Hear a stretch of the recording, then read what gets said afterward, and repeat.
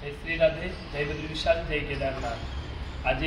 गुरु पूर्णिमा पावन अवसरे अमरा मुख्य जजमान श्री इंदिराबेन, नवीन चंद्रभाई मालपुर और एमना आखो पंचाल परिवार आज कुबेर भंडारी में अमे भेगा थया, भगवान महाअभिषेक कर्यो। सौथी श्रेष्ठ तो ये है कि केदारनाथ की कथाना मुख्य जजमान है और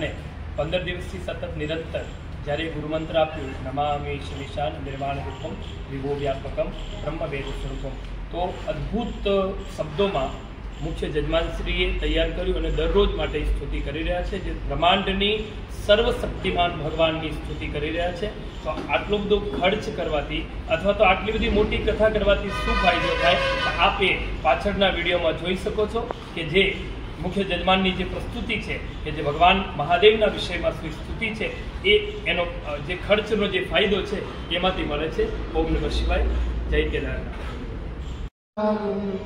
विभो व्यापकं ब्रह्मवेद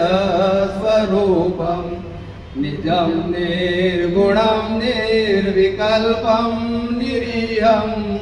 चिदाकाशमाकाशवासं नतोऽहं निराकारमोकारमूलं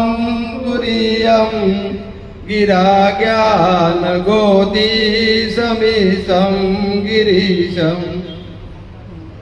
करालं महाकालकालं कृपालं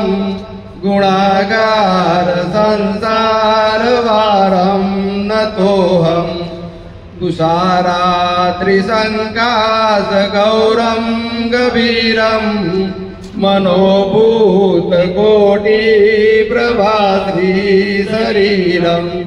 स्फुरन्मौलिकल्लोलिनिचारुगङ्गा लसत्पालबालेन्दुकण्ठे भुजङ्गा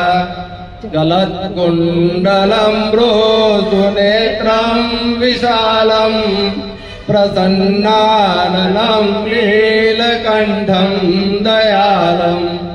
मृगाधीशचर्माम्बरं मुण्डमालं प्रियं शङ्करं सर्वनाथं भजामि। प्रचण्डं प्रकृष्टं प्रगल्भं परेशम्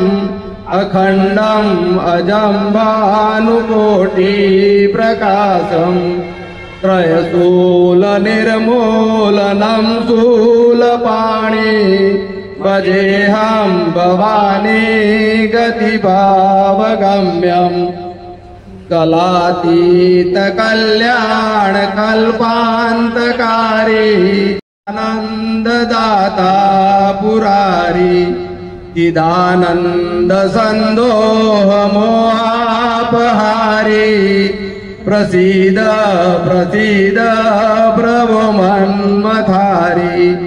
न यावत् उमानाथ पादारविन्दम्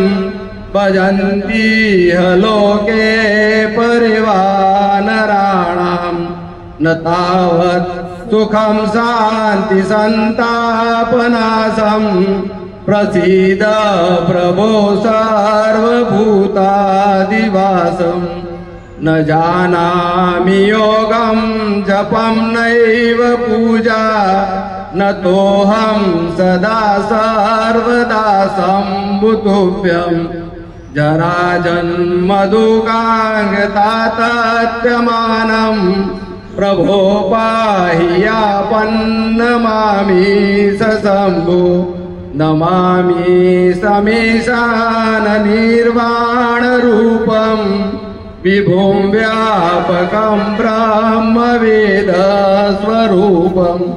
विभुं व्यापकं